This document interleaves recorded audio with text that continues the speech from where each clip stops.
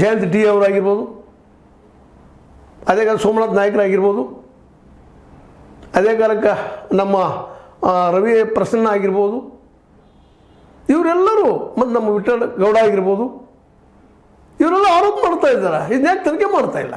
SIT ಯಾಕೆ ತನಿಖೆ ಮಾಡ್ತಾರೆ? ಇದನ್ನು ಕೇಳ್ತಾ ಇಲ್ವಾ? ನಿಮಗೆ ಬೇಕಾದಷ್ಟು ತನಿಖೆ ಮಾಡ್ತಾವ್ರ?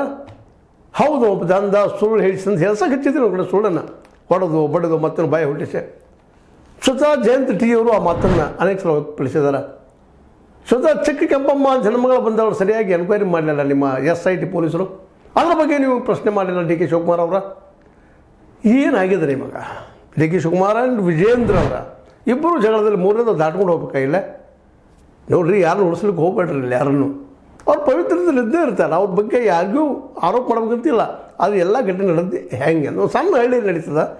ಆದರೆ ಶ್ರೇಷ್ಠ ಅಧಿಕಾರಿ, ಉನ್ನತ ಅಧಿಕಾರಿ ಅಥವಾ ಧರ್ಮಾಧಿಕಾರಿ ಅವರು ಇದ್ದಾರೆ. ಅಲ್ಲಿ ಇಷ್ಟೆಲ್ಲ ಘಟನೆ ನಡೆದ್ರು ಏನು ಗೊತ್ತೇ ಇಲ್ವಾ? ಅಲ್ರಿ, ಒಂದು ದೊಡ್ಡ ಶಹರದಲ್ಲಿ ಒಂದು ಸಣ್ಣ ಎಲ್ಲೂ ಕೊಲೆ ಆದ್ರೆ ಇಡೀ ರಾಜ್ಯ ತುಂಬ ಸುದ್ದಿ ಇರ್ತದೆ. ಅಂಥದ್ರಲ್ಲಿ ನೂರಾರು ಹೆಣ್ಣುಗಳು ಬಿದ್ದು ಹೋಗಿದ್ದಾವ, ಅನಾಥಗಳು ಬಿದ್ದು ಹೋಗಿದ್ದಾವ, ಹೆಣ್ಮಕ್ಳ ಮೇಲೆ ದಾಳಿ ಆಗ್ಯದ, ಎಳೆ ಮಕ್ಕಳ ಮೇಲೆ ಹೆಣ್ಮಕ್ಳ ಮೇಲೆ ದಾಳಿ ಆಗ್ಯದ.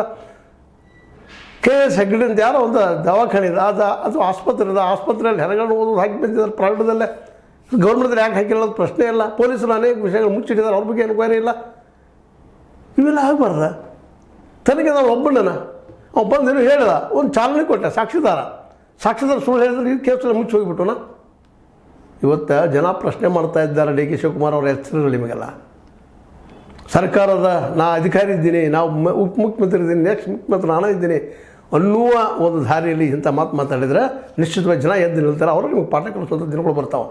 ಚರ್ಚೆ ಮಾಡಿರಿ ವಿಧಾನಸಭೆಯಲ್ಲಿ. ಅಂದರೆ ಈ ನಡೆದ ಗಂಟೆಗಳ ಬಗ್ಗೆ ಚರ್ಚೆ ಯಾರು ಉತ್ತರ ಕೊಡೋದು? ಕೊಂದವ್ರು ಯಾರು ಕೇಳ್ತಾ ಇದ್ದಾರೆ? ಅವತ್ತು ಹೆಣ್ಮಕ್ಳೆಲ್ಲ, ಇಡೀ ನಾಡಿನ ಹೆಣ್ಮಕ್ಳು ಕೇಳ್ತಾ ಇದ್ದಾರೆ. ಅವ್ರು ಸಹಿ ಅಭಿಯಾನವನ್ನು ಶುರು ಮಾಡಿದ್ದಾರೆ. ಈಗಾಗಲೇ 20,000 ಜನ ಸಹಿ